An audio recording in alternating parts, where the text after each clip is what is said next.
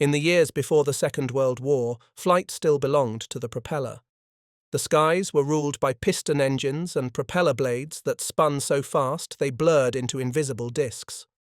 Every air force in the world accepted one truth: speed had reached its limit. But in Germany, a handful of engineers refused to believe that.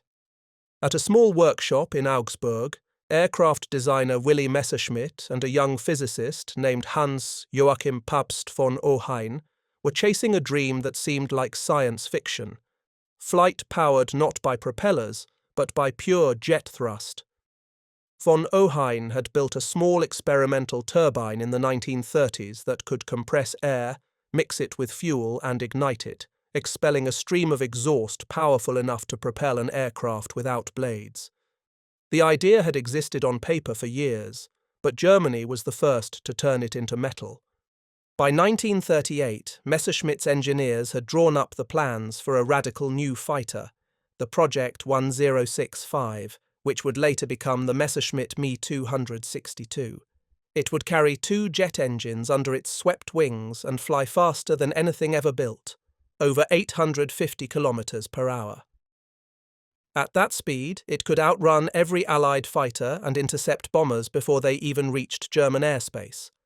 But revolutionary ideas rarely find easy berths. Jet engines were delicate, temperamental machines. The compressors overheated, the turbine blades melted, and the alloys required to withstand such heat didn't exist in quantity. Von Ohain's early engines would run for just minutes before breaking apart. Messerschmitt's team built one prototype after another, most of them grounded before they could even roll out of the hangar. Meanwhile, the German Air Ministry, the Reichsluftfahrtministerium, RLM, was skeptical. They demanded proven, immediate weapons, not futuristic experiments.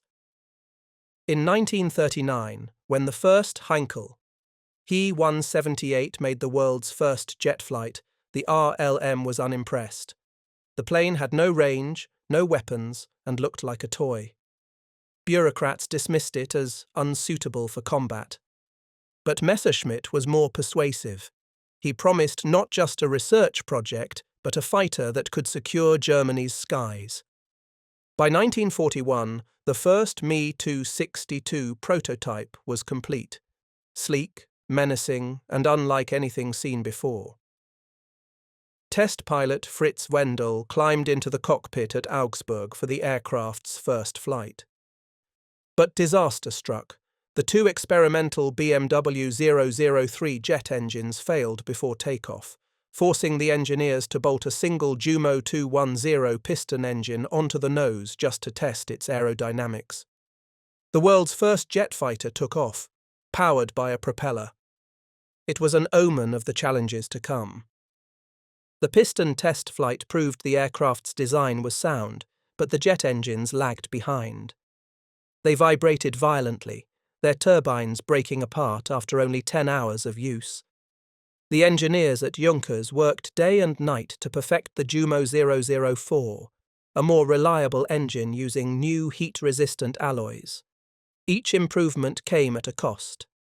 Every change delayed production, and every delay cost Germany time it no longer had. By the end of 1941, the Luftwaffe was stretched thin across 2 continents. The Eastern Front devoured aircraft faster than factories could replace them. The skies over Britain still belonged to the RAF, and in North Africa, Allied fighters harried Rommel's convoys. Messerschmitt's workshop in Augsburg was a bubble of science inside a collapsing war. Still, the engineers believed they were building the weapon that could turn everything around. A jet fighter capable of outrunning and outclimbing any opponent would restore German air superiority. They worked through bombing raids, shortages, and orders from Berlin that often contradicted one another. At night, Wendel and the engineers would watch Allied bombers passing high above, their contrails stretching across the stars. None of them could be intercepted. Each raid on German cities left more wreckage, more fuel shortages, and more urgency. In 1942, the first successful jet flight finally took place. Fritz Wendel took off in the Me 262V1 prototype, powered by twin Jumo 004 engines, roaring into the cold blue sky. Observers on the ground couldn't believe their eyes. The aircraft climbed faster than any piston fighter and left no visible propeller blur.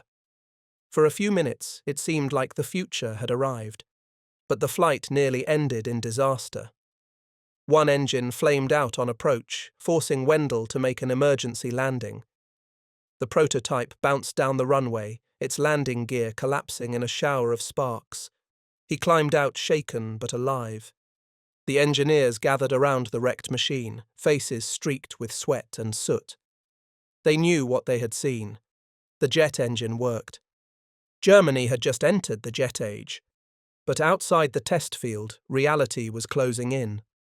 Allied bombers were appearing over the Reich in greater numbers every week, and Hitler's attention was shifting to his eastern campaigns. Messerschmitt's miracle plane would have to fight not just the enemy, but its own government, its own bureaucracy, and the ticking clock of defeat. The dream of speed had come true, but the war was already racing ahead. By early 1943, the skies above Germany had become a battlefield of smoke and contrails. Every day, formations of American B-17s crossed the North Sea to strike factories, shipyards, and cities. The Luftwaffe, once proud and confident, was being ground down by attrition. The propeller-driven Messerschmitt Bf-109s and Focke-Wulf 190s could still fight, but they could no longer stop the storm. Inside Messerschmitt's works at Augsburg, a new kind of storm was taking shape. The engineers called it the Messerschmitt Me 262 Schwalbe, the Swallow. When its two Jumo 004 jet engines ignited, they screamed with a sound no pilot had ever heard before, a rising metallic howl like ripping steel. On the test strip, the Schwalbe leapt forward so suddenly that veteran pilots found themselves pinned to their seats, eyes watering from the acceleration. The first true jet-powered flight had come in July 1942, when Fritz Wendell lifted the Me 262 prototype into the air on twin 004 engines. Observers at the edge of the field watched the aircraft vanish into the clouds, climbing faster than any piston fighter alive. For a few brief minutes, the Luftwaffe touched the future. When Wendell landed, the engineers crowded around him. He was pale but grinning. "It flies like it's pulled by angels," he said. For the German Air Ministry, the test reports read like prophecy. The Me 262 could reach 870 kilometers per hour, almost 150 kilometers per hour faster than the fastest Allied interceptor. It could carry four 30mm Mk-108 cannons, each firing shells capable of tearing bombers apart with a single hit. On paper, it was the perfect weapon to break the Allied air offensive. But paper was all the Reich had in abundance. The Jumo 004 engine was fragile, its turbine blades made from alloys that Germany could no longer produce in quantity. The rare metals, nickel, cobalt, chromium, had been cut off by Allied blockades. Engineers substituted cheaper steel that warped and cracked under heat. Each engine lasted barely 25 hours before failing. Production workers called it a throwaway engine. Still, the team pressed on. They redesigned the nose gear to handle higher speeds, strengthened the wings, and installed larger fuel tanks. By late 1943, pre-production models began rolling out, but only a handful could fly at once. Allied bombers targeted the factories constantly. When the Augsburg plant was hit in March, entire rows of unfinished jets burned on their assembly jigs. Even so, the Me 262's test pilots believed they were holding Germany's last ace. Among them was Adolf Galland, a battle-hardened ace who had commanded the Luftwaffe's fighter arm since the early days of the war. Galland flew the jet in mid-1943 and returned awestruck. "It felt like I was propelled by the hand of God," he told Messerschmitt's engineers. Galland pushed Berlin for mass production. He envisioned wings of jet fighters intercepting bomber streams before they reached the Ruhr, shredding them from the sky. But the same bureaucracy that had doubted jets in 1939 now strangled them in red tape. The Reich's Luftfahrtministerium delayed authorization, arguing that the Me 262 was too costly and unproven. Worse, the aircraft's engines consumed precious high-grade fuel at a rate Germany could not sustain. Meanwhile, the Allied bombing intensified. Factories in Hamburg, Kassel, and Schweinfurt burned. Pilots who had once dreamed of flying jets were dying in piston-engined planes, trying to defend the same cities. Each month that passed made the miracle less relevant. In secret, Messerschmitt's engineers continued refining their prototype. They improved the compressor blades, rebalanced the wings, and solved the vibration that had torn early airframes apart. The jet could now take off under its own power, no more piston engines on the nose, and it handled beautifully at altitude. But down below, the war situation was collapsing. By late 1943, the Me 262 was ready. Germany wasn't. The Luftwaffe's leadership pleaded for a fighter version to intercept bombers. Yet in Berlin, a single decision would soon doom the project's timing. During a presentation at Rastenburg, Hitler examined the aircraft's bomb racks and asked a fatal question. Can it carry bombs? Messerschmitt, eager to please, said yes. And with that, the destiny of the Me 262 began to twist away from the engineers who built it. The aircraft that could have saved the Reich's skies was about to be turned into something else entirely, a weapon chasing an illusion of offense while the real war was already being lost overhead. The Me 262 had proven that the future of flight had arrived. But in Hitler's Germany, even the future could be delayed by politics. In early 1944, Germany's air war was collapsing. Allied bombers filled the skies over Europe, blackening the daylight with contrails and smoke. Cities burned by the week. Every day, the Luftwaffe lost men and machines it could no longer replace. And in the middle of that chaos, the world's first jet fighter sat idle, its destiny rewritten by one man's misunderstanding. When Adolf Hitler visited the Messerschmitt works at Augsburg in late 1943, the engineers proudly showed him the Me 262 prototype. They explained how it could climb faster and fly higher than anything on Earth, and that it could finally destroy the bomber streams that were reducing Germany to rubble. But Hitler saw something else. Beneath the wings were two bomb racks for test purposes. He stared at them and asked a simple question. Can it carry bombs? Messerschmitt, anxious to please, said yes, it could.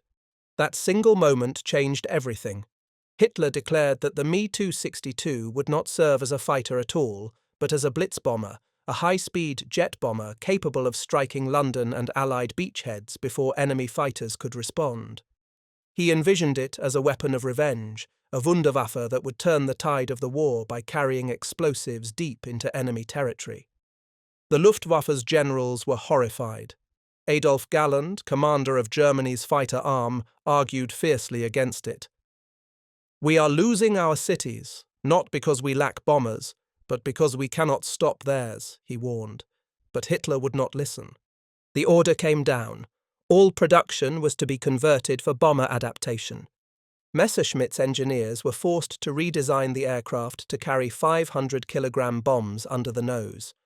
That required structural changes, modifications to the landing gear, and new targeting equipment.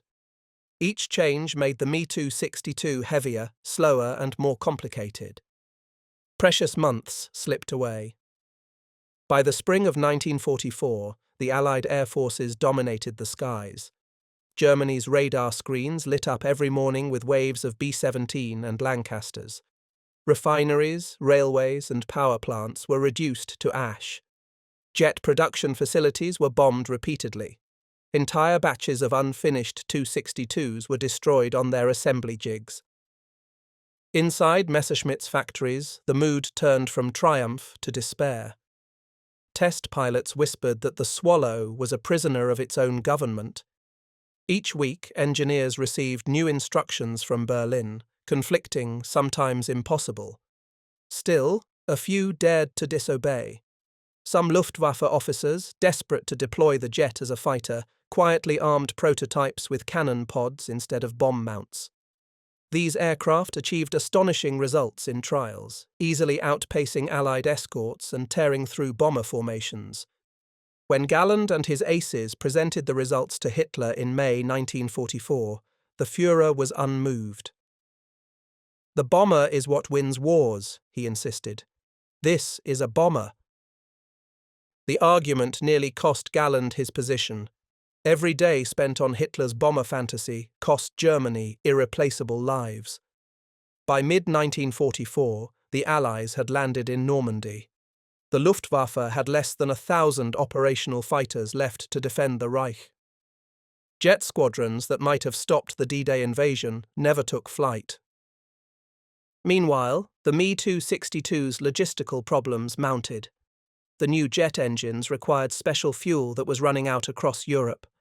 Synthetic plants were bombed into ruin, leaving even elite units grounded. Mechanics struggled with repairs.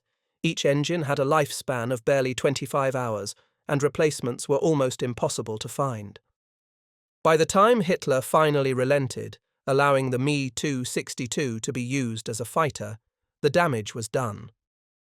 It was June 1944, a full year after the aircraft had been ready for production. Allied forces were now at the borders of Germany, and the Reich's resources were collapsing. Galland later wrote bitterly, "We had built the weapon that could have saved Germany's skies." But politics, not physics, decided the outcome. When the first jet fighter squadron, Jägergeschwader 7, JG-7, finally formed, its pilots flew into battle with barely an hour of training on jet engines. Fuel shortages grounded more aircraft than the enemy ever did. The Me-262's thunderous promise had become a symbol of what Germany had once been capable of, and what it was now too late to save. From above, the skies burned with Allied contrails. From below, the jets that might have stopped them idled on bomb-cratered runways, waiting for orders that would never come. The miracle machine had been chained by the very man who demanded miracles. By the time the Messerschmitt Me 262 finally reached combat squadrons in late 1944, the Third Reich was already dying. The front lines were collapsing in both east and west, fuel was scarce, and Allied bombers ruled the sky by the hundreds.